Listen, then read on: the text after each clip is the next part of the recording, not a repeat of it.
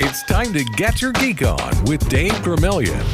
All right, so when everybody talks about producers, because that's what Kevin Feige is. He's a producer. He's not a director. Oh, we're talking a Mel Brooks movie now? We're talking about Jerry Bruckheimer. Yeah. Great producer. Okay. You talk about Michael... I don't know. Have you seen Batman Forever, Batman and Robin? You talk Michael Bay, whom, you know, you can say what you want about his movies, but they are visually very good, and they do make bank. They do. And when you talk about great producers, his name is at the top of the list.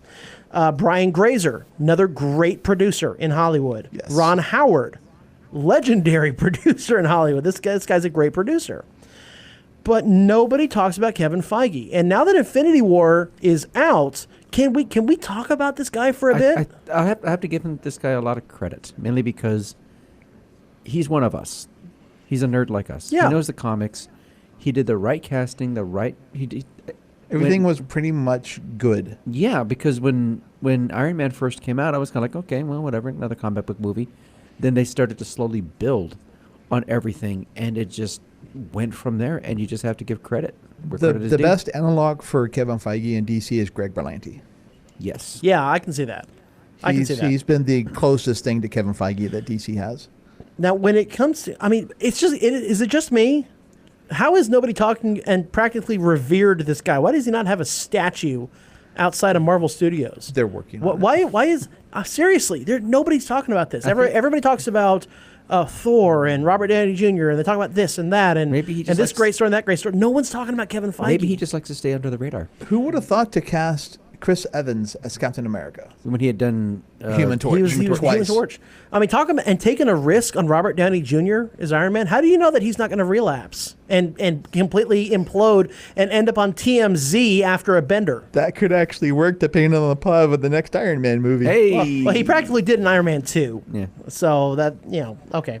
But he took a lot of risks. He brought in Kenneth Branagh as the director, which by the way, he was in Infinity War. He was? As a voice actor. Oh, really? That's very cool. Was he one of the Black Order? No. In the beginning of the movie, there's the distress call. Oh. That's him. That's his voice. Isn't that cool?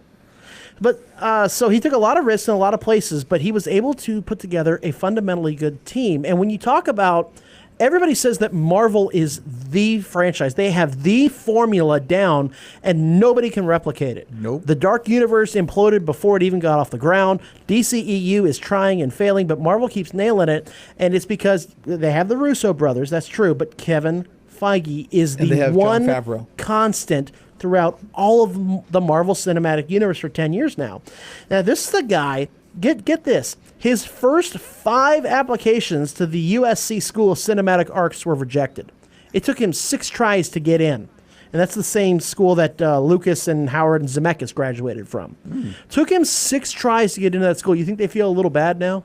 Not one bit. Nah, not really. Because the adversity that kept him. Oh, that must be it. Yeah. Yeah. The adversity that taught him. The USC snobs will tell themselves that. He was originally hired by Marvel in 2000 as an associate producer for the X-Men movie. Remember the beginning of the X-Men trilogy back in around the, we can now say, turn of the century.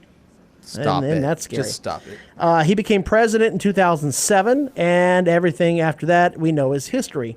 $15.6 billion for the MCU in box office revenue alone, let alone merchandising and everything else. DVD sales, comic sales, book sales, and all other sales.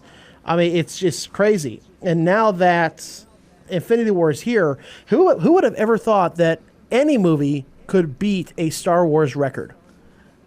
Well, there you go, Goose. Before the MCU came along. Okay. Could anybody else have done it? Well, I don't know if anybody else could have done it, but I always thought somebody would.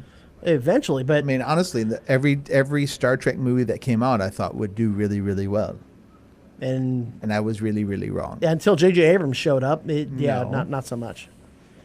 Well, we didn't even have a $200 million grossing movie in Star Trek until J.J. Abrams. So that's something. The highest grossing one was actually Star Trek 4, the one about the whales. The Voyage Home. Yeah, who knew? And now Avengers Infinity War is getting ready. It's going to break $1 billion by the end of this weekend.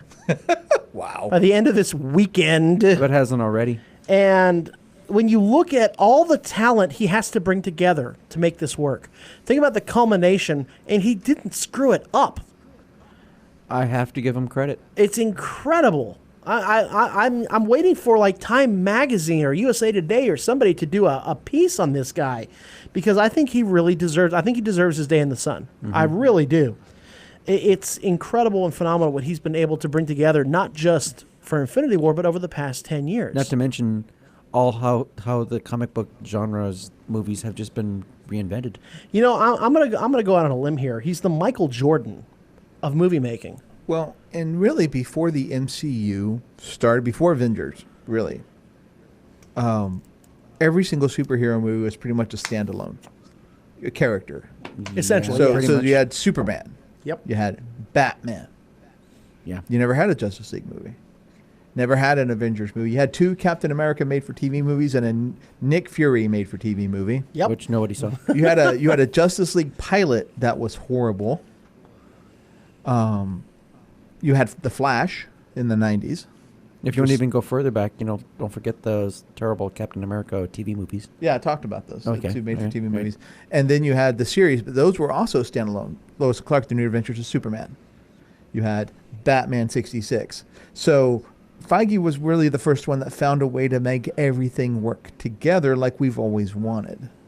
Exactly. But be able to connect the movies to each other, but have them stand alone. This is my argument with that Star Wars has this problem, where they can't make their movies stand alone. They can't make their series stand alone. There's no way that Rebels was able to stand on its own because they kept throwing in all these characters that we'd seen in other series and other movies before. But Marvel's able to make them stand alone, but still reference each other.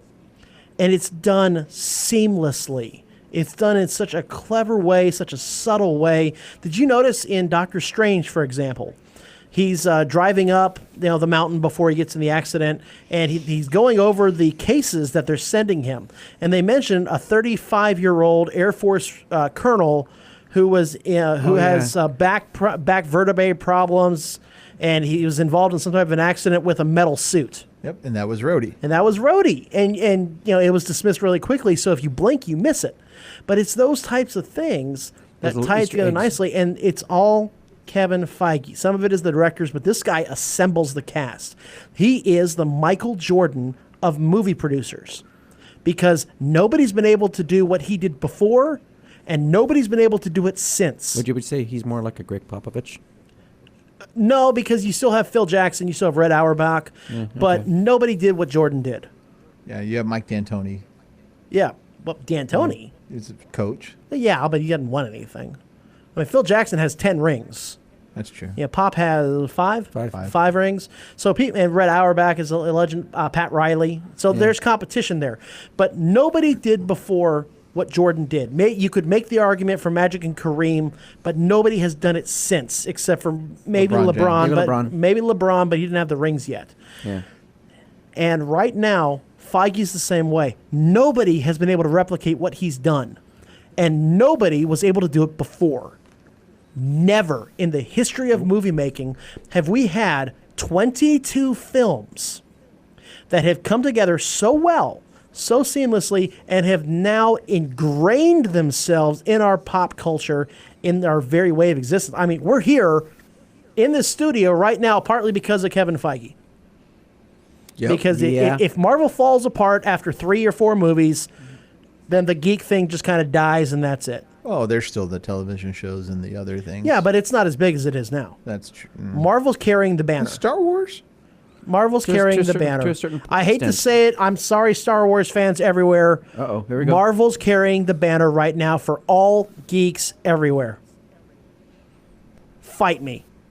Change my mind. Do we need to put you in that meme? Change my mind. I'm telling you right now, it's all about Marvel. Star Wars is floundering. They're trying to get it together, but they just can't.